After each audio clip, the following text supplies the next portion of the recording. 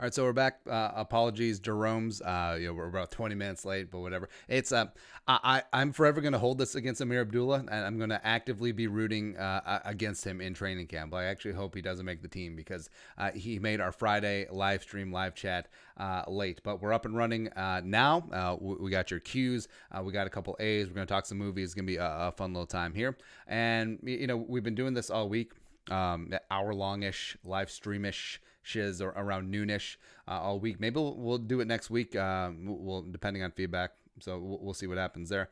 But yeah, start lighting up the chat. I love when you guys do that up. Let us know where you're watching from, making us part of your day. Give a couple of shout outs there as well. And also, if you're watching back on demand, you guys are great too. And I just really like doing this as we go through free agency, head towards the draft. There's a lot of things to talk about, and we'll dive into all that as we go. So start getting into the questions as we wait for the live stream to start loading up. First up, Alex Clinton. Outside of emergency or urgent anomaly, when was the last time you missed a Vikings regular season game? I wouldn't say miss because I've seen pretty much everyone for years, right? But I will say that I'm also ashamed to admit this. So 2019, 2009, the Vikings Niners game. Yes, the Greg Lewis game. After the Vikings got up 14-0, I turned it off and started mowing the lawn. So just getting out there because it was still warm out, still at the point of the year where you had to mow your lawn. So I just did that, and then the Vikings got down, and then Favre to Lewis happened. But I was able to make it back in time because I saw that they were down 4 late in the game. So I did see the play. It would have been more embarrassing if I would have missed it. But yeah, that was the last time I was just like, yeah, deuces. Gage Sandin. Why haven't the Vikings traded for Trent Williams or Joe Thuney yet? If we want one, we should trade now. I mean, it's a negotiation. I'm sure that Washington and New England are fielding multiple offers, probably weighing them back and forth. Also, there's no upcoming deadline. Like, there's no point where Trent Williams' salary becomes guaranteed or Thuney's already signed his franchise tag, so there's no really point there. So I think they are just sort of waiting and seeing. I wouldn't be shocked if it takes all month, if one of those two are moved during the draft. So, I mean, we may be in for yet another month of speculation. Toby Larone. Who's going to be the sleeper team in the AFC and the NFC? And Christian Ponder, Sean Mannion, LOL. So, see, sleeper team in the AFC. Everyone, their mom's going to say the Browns. I mean, the Browns are 14-1 to win the Super Bowl last year. I mean, what kind of gangster poop is that? So I'm going to say the Chargers, pending what happens with quarterback, because, I mean, that defense is legit. They really do have really solid weapons on offense as well. I mean, Eckler, Allen, Williams. They brought back Hunter Henry on a franchise tag, I believe. So if they get the right quarterback, Tua ends up with the Chargers. I think they're a sneaky, dangerous, immediate team. Maybe even Justin Herbert as well. Sleeper from the NFC. Well, I think it'd be hard to be a sleeper being Carolina because they're going to have so much hype with Matt Rule coming in, as well as Robbie Anderson, as well as Christian McCaffrey, as well as, hey, Teddy. Yeah, but they have a high draft pick, too. I think they're 7. Yeah, 7 because Arizona's 8.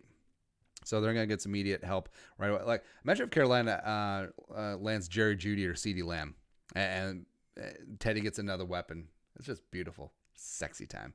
I love it. Next up, Noodle 130. What's your best case scenario for the Vikes this draft year? What's the best pick combo they could possibly get in the first round? Also, what's your favorite movie series?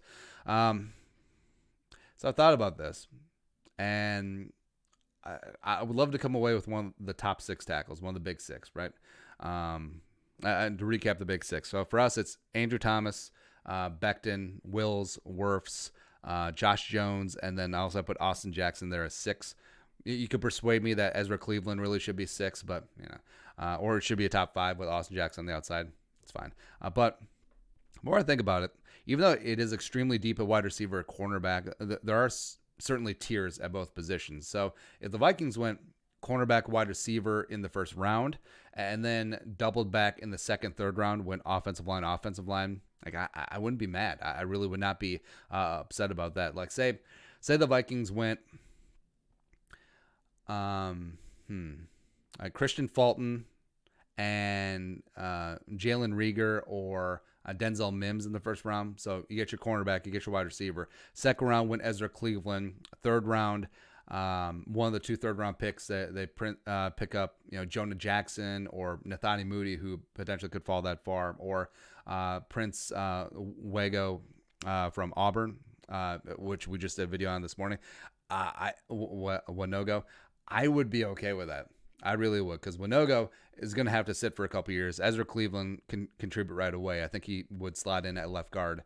Then Nathani Moody, add depth into your offensive line, and then Fulton and either Mims or Reagor would be starting right away. Certainly be okay with that. Vince Van Hatten. What's your favorite movie series? Probably the Dark Knight trilogy. Certainly up there. Also, in terms of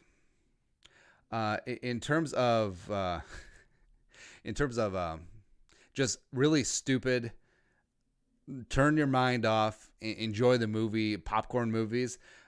Olympus Has Fallen. Olympus Has Fallen, London Has Fallen, Angel Has Fallen. I mean, it's good. I mean, it's just stupid, campy, over-the-top action, but it's good. And also, I think they're planning to make like 5 or 6 of them, because why not? Start lighting up the live chat, guys. Rev68, live streaming while you have a premiere going. You doing the Asian stereotype of having 2 jobs? Man, I got 17 jobs, baby. That's right. Grinding out for you guys. Also, Noodle. See that checkmark. He is a monthly Jerome, so hit that join box down below. Find out how you can become a monthly or platinum Jerome. Support independent work and all that other stuff. Love you guys, as well as if you want your question answered in the live chat, toss a little something in the super chat. Vince Van Hatten, have you ever thought about changing your channel name, logo? Now it's not exactly a podcast anymore. I mean, changes for losers. Not just playing. I haven't really thought about it. I mean, the podcast still exists, but essentially it's just a catch-all for the video content in audio form, which but the logo is like OG.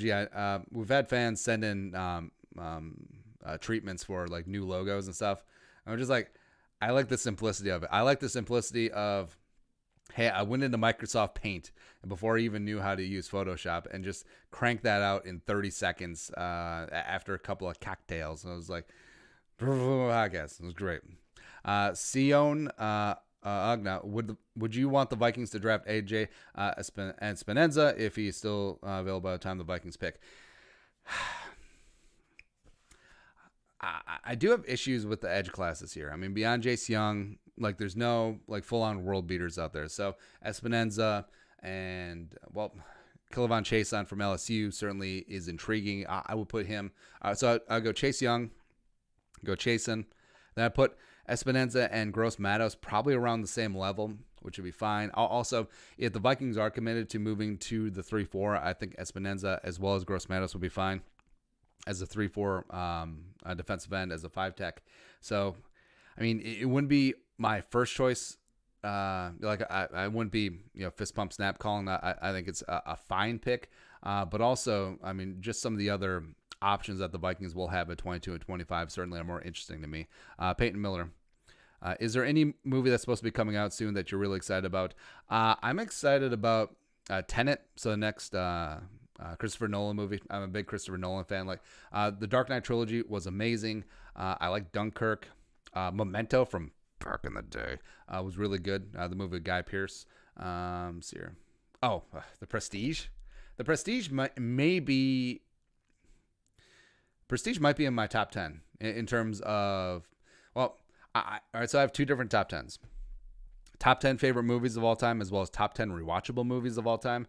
Prestige is flirting with the top 10 favorites, but I think it may certainly be in the top 10 rewatchable. I might have to sit down, since we're in quarantine, we have lots of time, just to do the top 10 lists of my favorite movies as well as rewatchable movies. So Tenet. The new James Bond movie, No Time to Die. They pushed that release back because of the Rona. No one's got out to theaters, but I really like Daniel Craig as 007. I thought, when he came in for Casino Royale, everyone's like, blonde James Bond, you get the hell out of here. But yeah, I think he's been phenomenal. I feel like some of the scripts for Spectre was okay. Quantum of Solace was a pretty forgettable movie, but I mean, Casino Royale for me is probably the best 007 movie. Well, I'm certainly biased generationally. I know everyone's like, oh, Roger Moore and all that stuff, but that's sort of like Batman, the TV series, like 50s camp to me. So I mean, I grew up with Pierce Brosnan as my 007. I think Goldeneye was one of the best for me.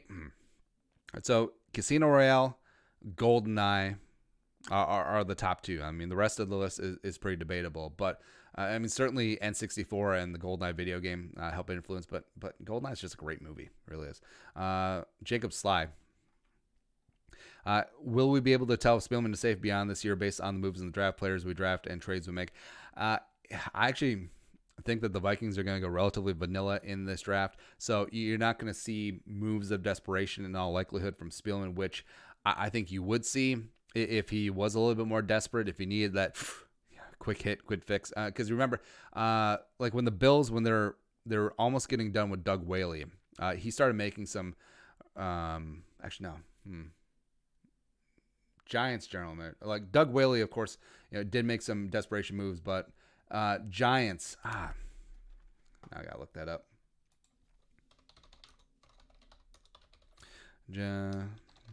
Former Giants general manager. Oh, Jerry Reese. Yeah, so Jerry Reese won the Giants when he was in his death throes and was really desperate when they were making aggressive moves in the draft, as well as they threw a ton of money at Olivier Vernon and Janoris Jenkins. And they also, Nate Solder, I believe, or was that a Gelman move? But you can tell when GMs are extremely desperate. I throw a lot of money around for agency. They make aggressive win now moves in the draft. But the fact that Spielman hasn't really been too aggro in free agency as well. Well, he can't because even though hashtag have Smith. But I mean, the Vikings do a couple of really aggressive moves up, which they certainly could. Then maybe he's on the hot seat, but the Vikings just stand pat at 22-25 or trade out and back and end up with like multiple second rounders, multiple third rounders. I think it's pretty clear that Spielman's going to be the architect of this retool/rebuild. Husgamer 15. Would you ever make a cooking video, or would you ever be interested in a second channel where it's all about food? Now, are you a producer Allie's burner account? Because she keeps bugging me like every other week. I was like, hey, start a cooking channel where it's like, I don't feel like it. Like, I love talking about food. I'm sure we'd be decent at making a cooking show, but I don't know. I get oddly lazy about weird things, but that's one of them. Absa Abdi.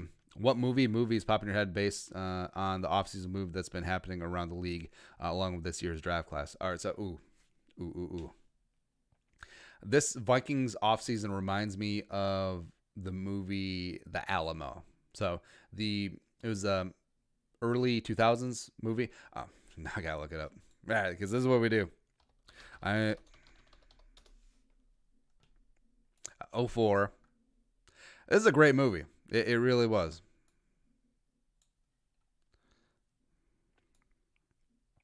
All right, so The Alamo, 2004, is starring Billy Bob Thornton, Dennis Quaid with Sam Houston, Jason Patrick, Jim Bowie, Patrick Wilson was in there. So overall, I mean, I thought this is a fantastic movie.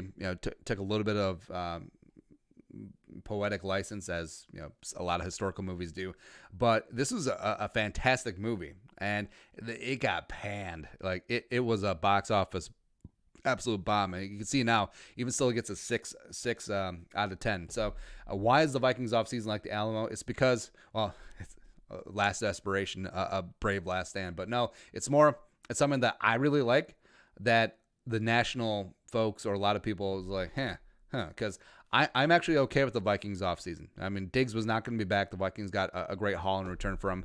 I'm sort of meh on the Cousins extension, but it is what it is. And all the Vikings defensive pieces leaving, it does make sense from cap perspective. It does make sense from emotional disposition. Like Mac was mad, Curse was mad. So it does make sense, but from the outside looking in, like we just did a video on why the national media hates the Vikings offseason, it looks like, oh, well, what's going on with the Vikings? Why'd they get rid of Diggs? Why'd they get rid of Everson and Linval and Xavier and all that other stuff? Yada, yada, yada. So the offseason to me is the Alamo, which it's actually sort of fitting. See, next up. How would you feel about bringing Logan Ryan on a decent 1-year prove deal? I love the content. Yeah, I'd be okay with that. Logan Ryan will come into the slot right away. Would be a decent replacement for Mac Alexander. Zach Ballas, did you catch up on Better Call Saul yet? Nope, because, I mean, those reruns of Top Chef aren't going to watch themselves. I haven't seen it yet. Tori Hansen, do you have a favorite movie series that you like to watch? Personally, my favorite is Die. Well, said a Dark Knight trilogy. I'm trying to think. Olympus Has Fallen for sure. Other series, it's weird. Like, I'm sort of met on the Matrix. I never got into Lord of the Rings. Never got into Harry Potter. Does Guardians of the Galaxy count? Because that's too. I never really got into the Marvel MCU. I really didn't. It's a little bit of an anomaly there. I mean, yeah, I guess like the last, because remember when the Batman Begins came out, and that was like, whoa, like a complete reboot of the Batman franchise. You getting away from Tim Burton, and also who did Batman Forever? Who did Batman and Robin? Is that Michael Bay? No. Now we gotta look, because why not? Let's see here. Going to be Batman and Robin. Oh, Joel Schumacher. Yeah. All right, so Joel Schumacher just completely ruins, because there was supposed to be a sequel after this one called Batman. It was Batman something, but this one was so bad. Remember, it went Clooney and Chris O'Donnell, like the bat suit had nipples. Joel Schumacher completely over the top. It was really reverting back to the Adam Wee TV show, just in terms of just like over the top unrealness. Also, I mean, Arnold Schwarzenegger got paid like $100 million just to say chill. This is just a bad, like 3.7. That's accurate. That's actually maybe generous, but people love Batman Begins because it brought Batman back to like a realistic universe where it was like dark and gritty. It's like you actually see this happening. Like there was a bat credit card like in this movie. So it was just a really, everyone walking by just looking at my windows. Get out of here. Get out of here. Get. And then I remember like the hype of like the teaser trailers. Like that's the last time I was really like in like I would watch the teaser trailer for The Dark Knight 10 times a day when this movie was still 9 months from coming out. And it's like, oh, we got these pictures of a Heath Ledger and the Joker makeup. It's like, oh. Or on the teaser trailer when there's no pictures, it was just like the logo. It's like you hear the Joker laugh, or like, oh my God. Also, the great thing about the movie was the trailer and the promotional material was all the first half of the movie. So once it got to the second half, after the Joker got arrested on purpose, I mean, no one knew what was coming. Like yeah, you knew that Two-Face was going to be involved. Actually, did you know that Two-Face was going to be involved? Oh, well, you had to, because, I mean, Harvey Dent, that whole thing. But the second act of the movie, like, no one knew. Because I hate movies where they give away, Ozark Season 3 is on Netflix. Where they give away the plot of the movie. Yeah, that annoys the hell out of me. So there you go. Ty Smith. Would you rather won the Super Bowl in 98 or 09? What was your favorite Lord of the Rings movie? So Lord of the Rings movie, none of them. Would you rather won in 98 or 09? Well, you can make an argument that 09 would have been sweeter just because of the disappointment in 98, but 98, that Super Bowl win, the Vikings would have been one of the greatest. The 98 Vikings would have gone down as one of the greatest teams in NFL history, and I think that would have been really special. Like, the 98 Vikings was supposed to be our 99 Rams. We're supposed to be our 85 Bears. Supposed to be our 02 Bucks. Just a lightning bolt out of nowhere, where everything came together perfect, and it didn't. Yeah. White Wolf, monthly Jerome. Again, find out how you can become a monthly or platinum Jerome. Hit that join box down below. Don't at me, but I almost cried watching Frozen 2 with my daughter. Saw her tearing up with joy and had to fight tears myself. Shout out from Duluth. I actually think that Frozen 2, it got a little dark. It got a little deep in certain parts. It's like, our grandfather, our grandfather initiated a genocide against the native people. Great. Sorry, spoiler alerts. But yeah, it got a little heavy. I'm sure there'll be a Frozen 3 because, I mean, who doesn't like multiple billions of dollars? But I actually think it was overall a good one. Like, I think the first Frozen was a little bit effed out. I certainly got fatigued by that one, having a 4-year-old girl. But the second one was really good. Danny Rovira, would you rather have Andrew Thomas, Jeff Gladney in round 1 or Mims Christian Fulton? That's pretty close, man. That's pretty close. So, would you rather have the top tackle and a damn good cornerback, or a really solid receiver and top 3 cornerback? I would go Thomas Gladney, because for me, I know that Wirfs and Wills and Becton are getting all the hype because they're the measurement freaks. But for me, I think just the best technician at the left tackle position, day one, is going to be Andrew Thomas still. So I'll take Thomas and Gladney over Mims and Fulton. Cody Adams, $5 in the super chat. Now that Diggs is gone, which current Vikings most likely be involved in Love Boat 2.0? I don't think that Diggs would be the first one to be involved in the first place. Thinking, who just likes to get, well, I don't know. Would J-Ron Curse, would he count? So Curse is gone. I don't know, because just in terms of the Vikings right now, either they're higher character or they're much better at covering up for their personal lives. Because I mean, that 06 team, it was sort of a perfect storm to lead to the Love Boat, where they had some guys in who were like to have some fun. And I mean, like, that was one of the first things that the Wilfs had to deal with, like that ownership did, because Red McCombs was so cheap that he would just bring in guys that had obvious red flags and just bring them together in one team, one locker room, and then also give them lots of money and then also time off. So it led to that. So I would say no current Vikings. I mean, they're kind of boring in that aspect, unless, I mean, Vikings do need cornerback help. I mean, Fred Smoot one time, bring him on back, sure. Next up, Preacher Paul. Do you think the Vikings were expecting Everson to walk, or do you think that they thought he'd stay? Aging myself. You think John Wayne?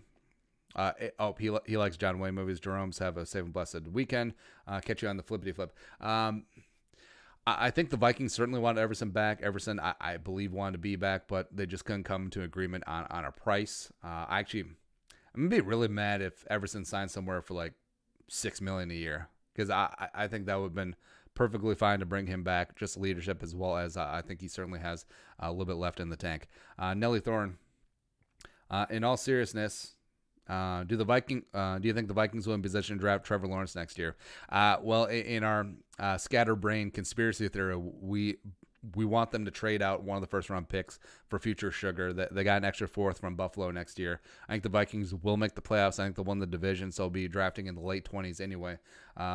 So next year, 2 firsts, a little bit of extra sugar, maybe get up a future first. I think they would be in position to get up there. But in terms of like record-based draft positioning, no.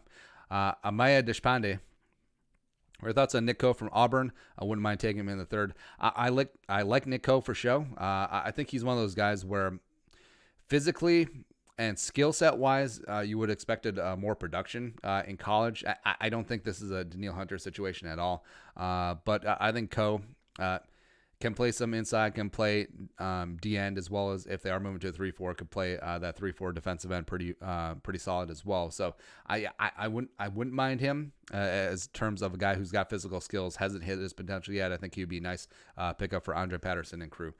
Zach Peruka, what are your thoughts on Darqueze Dennard? Reports saying his deal fell through with the Jaguars. So he was the odd man out in Cincinnati. They let a couple of cornerbacks leave, but No. Johnny Yang Fitness. Have you seen any of the Friday movies? If so, what's your favorite one?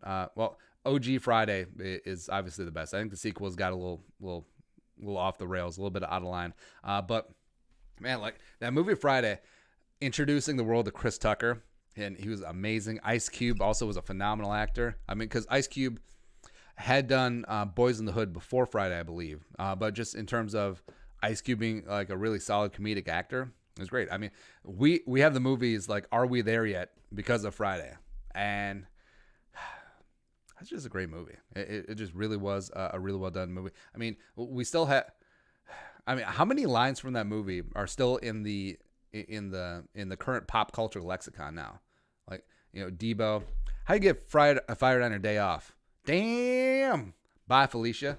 I mean, there's so much greatness in that movie. It's just good. Although their treatment of Asians in that movie, I'm just playing. I would show up from the back of my liquor store counter in the same way. Miles O'Leary, record prediction for the Vikings. How's his family? 11-5, staying alive, win the North, win a playoff game. There you go. How's family? Family's awesome. I mean, the quarantine is what it is, but just like everyone, we're getting through. Mario Carmona, favorite movie of all time, might either be Goodfellas or The Dark Knight. All right, so I just had to pick one. Man.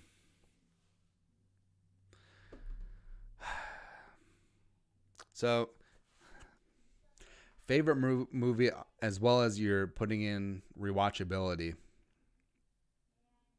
Dark Knight would be a good one. I really like The Godfather. It might be Rounders.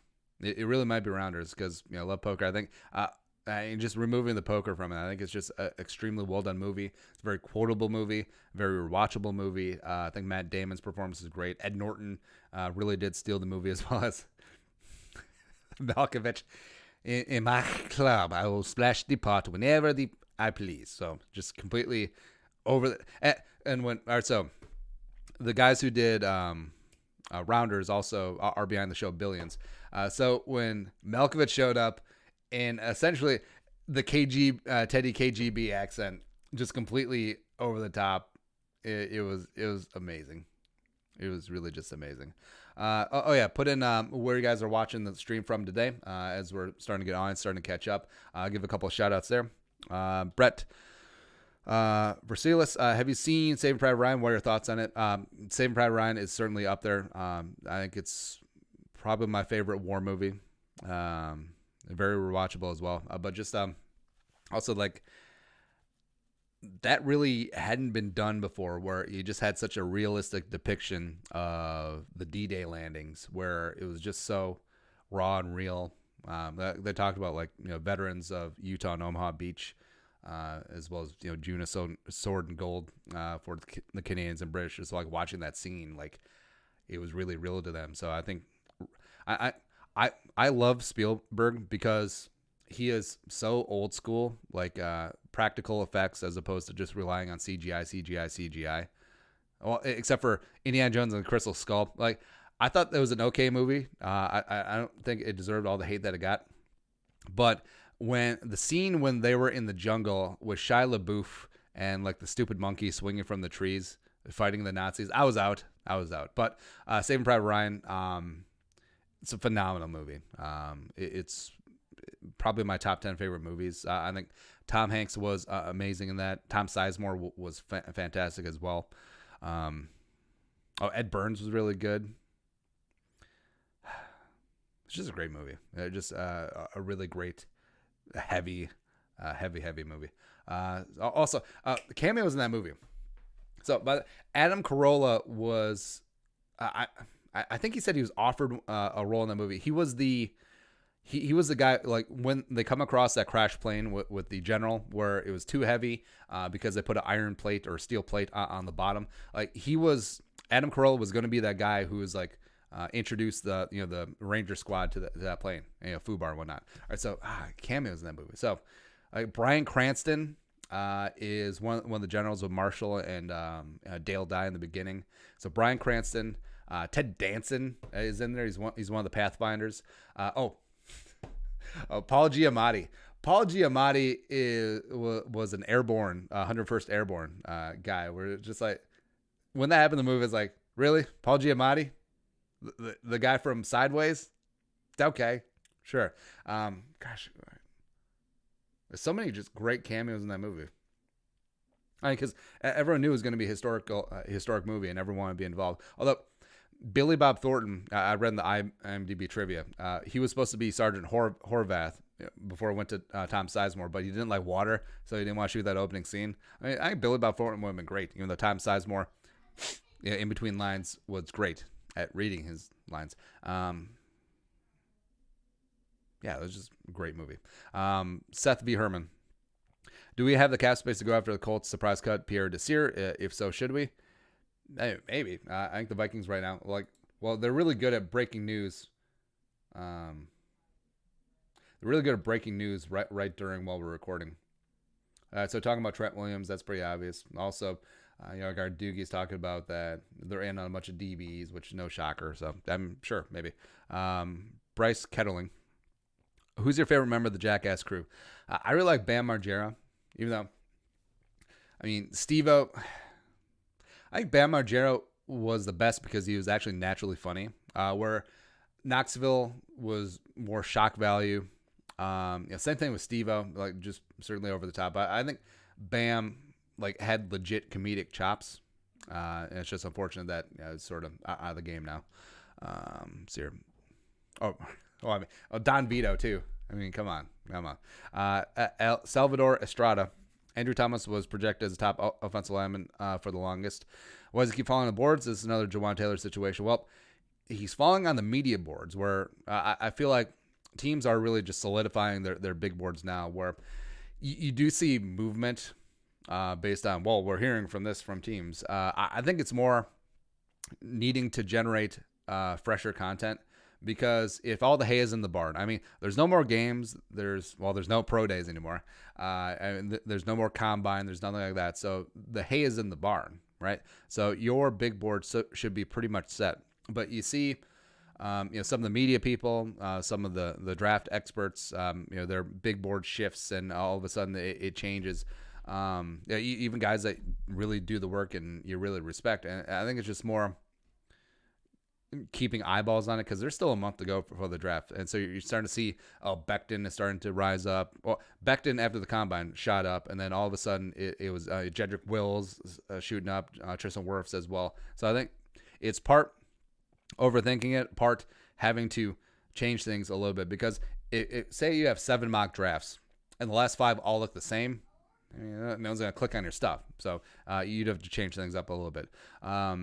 Billy Long, at this rate, will there be an NFL season this year? Yeah, I think that the Rona is sort of hit its high water mark, sort of breaking its shores. And yes, the news saying, the number of infected going up. Well, not really. Just the number of confirmed cases is going up as they get more tests going out, because I actually think that the number of infected people is starting to stagnate now because of shelter in place and everyone being a lot more aware about things going on. But also, I actually think about it, where it's like, how many people have it but don't know it, or have had it, are either immune or just got over it. And I actually think that number that we may actually never know is going to be extremely high, because I was like, man. So in February I had like a headache and I felt sort of meh for like a day. I was like, could that have been it? Could that really have been it? Because I mean, we get tons of stuff from Amazon. Yeah, a lot of it's from China. So maybe it's like, oh, it's on the package. It's like, oh, okay. Oh, I got the Rona back in February. Oh, I felt bad for a day. Now I got over it. But also, I passed along to all my family, and maybe they're immune. Maybe it's something like that. I don't know. Like what's happening? Don't want to talk about it. What's happening in Italy, I think it's more of an anomaly. But yeah, I actually think that we've hit the high water mark on it. I think it's going to be receding here pretty soon.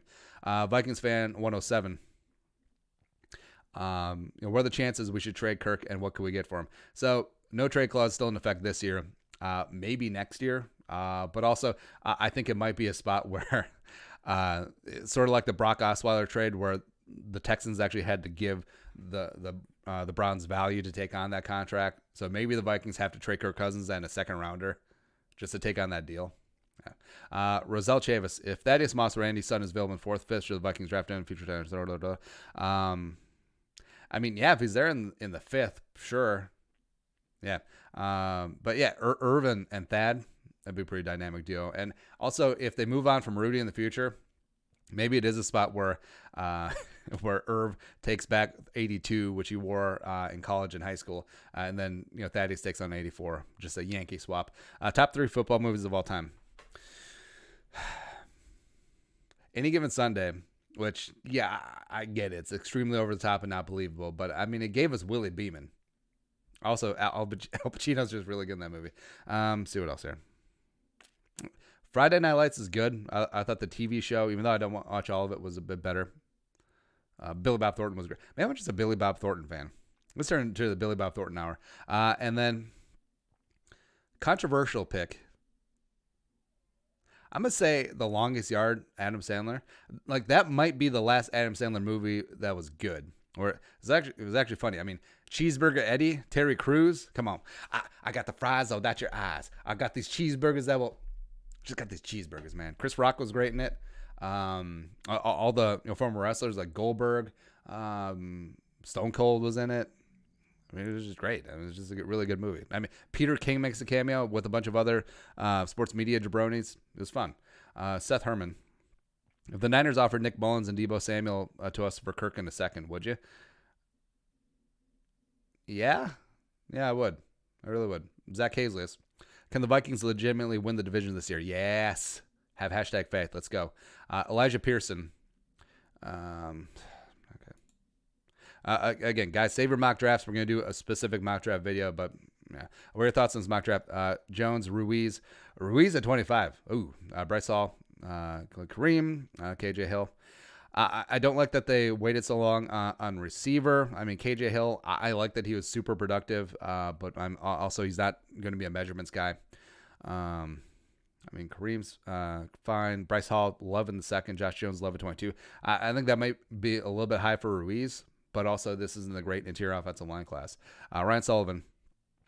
Is this actually a good corner draft? I know Kuda and Henderson are great, but guys like Gladney and others are really good starting pieces. I haven't done my research. Yeah, this is a phenomenal quarterback class. Not as good or as deep as wide receiver, but yeah, Kuda, Henderson, Christian Fulton, but Trevon Diggs in there. AJ Terrell, Gladney, like you mentioned. And then you get into like Bryce Hall and Jalen Johnson. I mean, this is especially once you get into like specific flavors, guys that are more zone, guys that are more man, guys that are more press. It's a really good cornerback class. Husgamer 15. Are you a Bad Boys fan, and do you have a second NFL team you enjoy watching? Yeah, Bad Boys is great. Actually, yeah, Bad Boys in terms of movie series, awesome. I haven't seen the new one yet, which, but I would actually put out there, just put it on the table. Bad Boys 2 is the best sequel in terms of quality from the first one. So first Bad Boys, very solid. It's a good movie. But the quality jump to Bad Boys 2 was just amazing, right? So everyone say, well, Godfather 2 was the best sequel ever. How dare you? Or The Empire Strikes Back. Well, yeah, they had a much higher jumping off point because the first Star Wars to The Empire Strikes Back is pretty close, right? Or Godfather up here, Godfather 2 right here. Where Bad Boys is like right here, Bad Boys 2 is up here. It really is. Second NFL team you enjoy watching. I don't really have a specific one. I mean, maybe the Panthers or I guess the Cardinals. Like I do find myself on Game Pass just rewatching some Cardinals games where I'm intrigued by what they're doing. I like Kyler Murray. I mean, Cliff Kingsbury. We'll see if that works out. But I mean, certainly could be a very interesting team to watch next year. Sam Maros. Do you think that Dalvin Cook will have a Pro Bowl season, or do you think Zimmer's going to get fired if we don't get to the playoffs? Yes, I think he gets back to the Pro Bowl, especially just because of volume. If he can stay healthy, I mean, this is a run-first team, so he's going to get his. If Zimmer fired if we don't make the playoffs, yes. I think Zimmer has to get to the NFC title game to keep his job. Trey Stallings, how do you feel about Lemical Pirine as an option? Vikings, I like him because remember, watching his bowl game, like he was really phenomenal. I think he overlaps skill-wise a little bit too much with Alexander Madison. Also, because I believe he's cousins with Samaj Pirine, if you remember him from Oklahoma. So I think there's a little bit too much crossover in between him and Madison. Yeah. Craig Peterson, person. Ideal picks at 22 and 25. In particular, person you could see fall that the Vikings would have to draft available. I don't have like specific names here. Yeah, I do have like positions like tackle, wide receiver, quarterback. Guys that fell. C.J. Henderson, if he fell, I don't expect Okudah to fall. If Patrick Queen somehow made it to 22, that would get super interesting, especially if the Vikings are moving to a 3-4, have more linebackers on the field. Kinlaw obviously would be a big one. If one of the top three receivers gets there, so like Ruggs, Lamb, Judy somehow make it 22, that would get tempting. Josh Jones. Any of the. We'll go back to the big five. The big five tackles. We're just going to take Austin Jackson out. But yeah, if any of those five are there for sure. Richard Wilson. Reef and Elfline for Trent Williams. Harris and number 5 for Thuney one time. Shout out from Webster City, Iowa. Shout out to Webster City. So answering this, Reef and Elfline for Trent Williams. We can dream. Harris and and 5th rounder for Thuney. I'd be down for that. So shout outs. Let's see here. We got Corey Christ, Floodwood, Minnesota. What is up there? Let's see here. Zach Hazley, Big Lake, Minnesota. Aiden Stanfield, Sioux Falls. Trey Pipkins, Pride. Skelly Desmonet. Troy Rybacker, St. Paul. Robert Paul Jr., Hibbing, Minnesota. I dated a girl from Hibbing in college. It's interesting. Francisco Anselmo, Lisbon, Portugal. Love you. Taylor, Seattle. Brett Vazelis, Kansas. And then we got Huntsville, Alabama. Mankato, St. Paul yet again. LA. Egan. What's going on? Loveland, Colorado. Love you guys. Thank you very much for tuning in. Making us part of your Friday. It's a good time out here. A couple more questions, and then we're going to be bouncing out of here. Joshy, who do you think the Vikings will draft with their 2 first-rounders? All right, sort of answered that one. I got to pick through these questions. Bricktop. Spielman loves to trade down for more picks. Enough of the 6th, 7th round pick. Do you see a scenario where he moves up in the first round, picks a bunch of day 2 or 3 picks? Yeah, I mean, if the Vikings, if there's plenty of guys at 22 or 25 that they like on their board, I could see them moving down for multiple 2nd and 3rd rounders. But also, I mean, don't knock the 6th and 7th rounders, man. Like, just having more lotto tickets at that point in the draft, it's really important. Because, I mean, 7th rounders, Olabisi Johnson was a 7th rounder. Stephen Weatherly was a 7th rounder. Fadio Denebo was a 7th rounder. Austin Cutting is a 7th rounder. Because, I mean, having a quality long snapper, I mean, that is important. So, I like what they do with it. Also, he does it because that way, spending a 7th rounder, yes, you do have to pay them a little bit more money, but also you don't have to battle in the free agent frenzy with UDFAs. You don't have to jockey with other teams.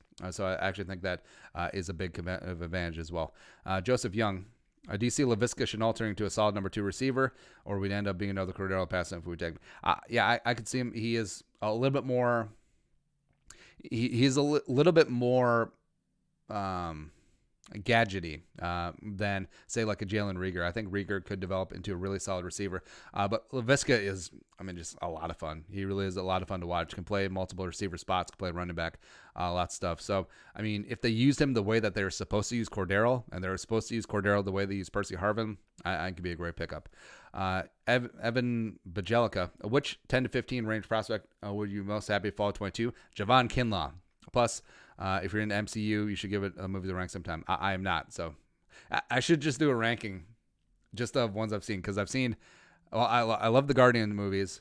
I saw the 2nd Thor movie. Well, no, I saw Ragnarok, so that's the 3rd Thor movie, right? That's really about it. Richard Wilson. What do you think about McCall Walker, linebacker, Fresno State, 7th round? I do not know that man. We'll look into it. Kellen Smith. If the Vikings use both picks, who do you think they take? Shot in the dark, and you're to blame right now. I would say Josh Jones and Jeff Gladney or Jalen Johnson. Masturbate. Remember when the Senior Bowl? Lloyd Cushenberry, center from LSU. Also, Stockholm on soy sauce, ramen noodles down, Skull Jeromes. Shout out Masturbate, long time OG member up there. Yeah, Cushenberry. I like Biadish. I like Ruiz a little bit more than Cushenberry, but also at that point it's just sort of whatever. What's your flavor at that point? Butt Stinkman. In Fanspeak, I took Thomas and Becton at 22 and 25. In this situation, would you keep O'Neal or trade him? Keep an O'Neal, first off. I think at that point you could trade one of those picks, because if you're getting to that point in the draft, I mean, Becton falls to 25. That's pretty impressive. But I'll keep Thomas, keep O'Neal at right tackle, and then auction off the pick that would take Becton. Jimbo, best Steven Spielberg movie. Probably say Saving Private Ryan or Raiders of the Lost Ark. It's up there too. Ben Bauman. If you would ever cook a meal for Michael Pierce, if so, would you make this brick house of man? Man, we're making everything. We're making everything. We're making brisket. We're making pizza. We're making wings. We're making mashed potatoes. Do the twist. And we're making everything. I mean, just adding on that weight. Just absorb blockers. Stop the run one time. Hunter Williams. Do you think Rhodes will be a bust with the Colts and Skull from Cooney? I'm rooting for him. Like, I would love to see him bounce back. Obviously not against the Vikings, but I think he's a little bit too downtrodden and beaten up. I don't really see him reverting back to 2017 Rhodes, or even like a facsimile of what Rhodes used to be. Hunter Williams, do you think Trent Williams is going to sign? I think he's going to get traded. Corey Christ, do you think we'll make a splash trade for O-line, or do you think we're all about the draft at this point? The longer it goes on with Williams and Thuney, like we said, I don't think anything gets done until right before the draft or even during the draft, so we may have to be waiting for a while. Another Trent Williams. I don't think he's going to get $20 million a year. He may want it, even though his agent says he doesn't want it. I think 15 is probably about the right spot. Mason Large, what do you think about Robert Pattinson as the next Batman? I think he'll do fine, even though, yeah, he still has the stigma of being the vampire dude. What was that called? Doesn't matter. But also, if you go back and look, like, people really hated the. I'm really bad with names today. I'm really bad. The first Batman, the first Tim Burton Batman. Oh, Michael Keaton. People really hated Michael Keaton as Batman because he was a stand-up comedian, and this is before the Michael Keaton resurgence, like Birdman and whatnot. But he was great, and I think Pattinson has a chance to be great too. Pulford Skull. I've been hearing a bunch of rumors about the Vikings trading Harris for Thuney. Any validity? Not that I've heard of, but also I would like to see it. Tyler Johnson Winfield one time. Ski Ma.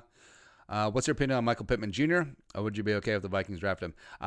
Big dude. I think he's 6'4". He may be 230. Like, he is a big dude, physical receiver. Obviously needs to work a little bit on technique, but in terms of like a big body, go up and get it type dude, certainly would be okay with that. Probably in like round 2, maybe even falls around 3. Sure. Oakview. Problem with you and this channel growing is that at some point you won't be able to answer all your questions and really feel a connect community, but it's okay. We still love you. I just answered this one, man. But yeah, it's a good problem to have. Breast Catalog, Skull from Montana. You think the popularity ship is going to sail the Chargers away after all this Rams, blah, blah? Probably not. I actually think that the Chargers will move back to San Diego within a decade. Like, that's my prediction. It may take the Spanos selling the team. I don't see that happening either, but I don't think LA can support one team, let alone two. Henrik Byerlev, do you think the Vikings will take Tyler Johnson with the last third-round pick if he's still there? Also, have you ever tried the Wagyu ribeye from Butcher and the Boar? If not, it's a game changer. I mean, certainly, if TJ is still there in the third, TJ may even fall to the fourth, which is a possibility. Just because teams can become metric snobs, and Tyler, once he gets to a pro day, if he actually puts his numbers out there, like, I don't think he's going to be the fastest or most agile or most explosive guy in the world, but dude just gets open. He's a great football player. Also, the Wagyu ribeye. I've not had that from Butcher and the Boar, although it's a great restaurant locally. But I'm not as big on Wagyu or Kobe as a lot of people are. Where, yeah, don't get me wrong. I like a fatty steak, but sometimes like too much marbling is too much marbling. I actually like beef that tastes like beef, right, as opposed to just like melted baby food, right? So like I like a ribeye. Grass-fed ribeye, but once you're getting into like the super grain-fed, they give the cows beer, cool. Yeah. White Wolf. I don't want to be this guy, but why can't people get over BB? I think that ship is sailed. Sorry, peeps. Yeah, it's a fun story. I think he's too injury prone. He's too injury prone in college as well. Also, he wasn't overly productive in college. And also, I don't think he would be here if his dad's name was Bartkowski. I really don't. Cheesy. Higgins, Jefferson, or Mims? I would go Mims, Higgins, Jefferson, and I only knock Jefferson just because he's only going to be a slot dude. And with Thielen there, I think it overlaps a little bit too much. Mason Large, what's your opinion on the color rush jersey? I actually like the Vikings color rush jerseys. Spencer Tabor. Ooh, two more. Spencer Tamor, if this team would ever sign a real backup quarterback, who would you want for the position? And have you ever seen Interstellar? Interstellar, great movie. Forgot to mention that in the great pantheon of Christopher Nolan films. I would have loved to have a guy like Marcus Mariota to come in and be a backup for Kirk. End up in Las Vegas. I think he eventually takes that job from Derek Carr. Just in terms of, it didn't work out in Tennessee. I think he has a lot of untapped potential. I like his upside a lot more than Jameis say. But yeah, a guy like that, or I'm trying to think. Besides Sluter, just in terms of like a young backup that maybe would benefit from a change of scenery, a guy that just never really got together. For me, Mariota's jumps at top of my head. Jake, last one. Just saw Brett Jones PFF grade 2017 with the Giants. He was top 4 center. He's shown. Yeah, I'm still flabbergasted why you never got a shot in 2018 with Tom Compton and Mike Remmers playing so badly. Also in 2019 with Pat Elflein being asked at left guard, and even when Elflein was injured, even when Josh Klein was injured, it was Dakota Dozier. Give me Brett Jones over Dakota Dozier every single day. I mean, but it is what it is. I'm happy to have Jones back in, just as backup center as well as backup interior line. And hell, with Klein out of the picture, with Elflein probably on his way out, maybe Jones will outperform Drew Samia. Maybe he'll outperform some of these rookies that are coming in TBD. So we'll see what happens with Jones. But that's it. That's been a week of noonish live streams. Again, thank you guys for coming along. Thank you for your patience today. Stupid Ameer Abdullah, like signing, getting his money, making news. But yeah, subscribe to the channel. You want to support the work, put a little something in Venmo, put a little something in Super Chat, as well as hit that join box down below. Find out how you can become a monthly or platinum Jerome, because it's weird times right now. I get it. But also I'm just glad that we can, bring content to you guys, take your mind off the world for a little bit, and support hustlers, support good work, support local, shop local as well. Your local favorite restaurant, local favorite bar, coffee house, they're going to be hurting right now. So try and support them any way you can. I mean, the people who get hurt most by this complete shutdown of the economy, it's not going to be the big corporations. It really isn't. It is going to be mom and pop shops, local restaurants, your favorite places, and you just try and support them as much as possible. And we're all in this together. Have a great weekend. I'm sure we'll make a couple of videos because something stupid will happen. But Skull, production value.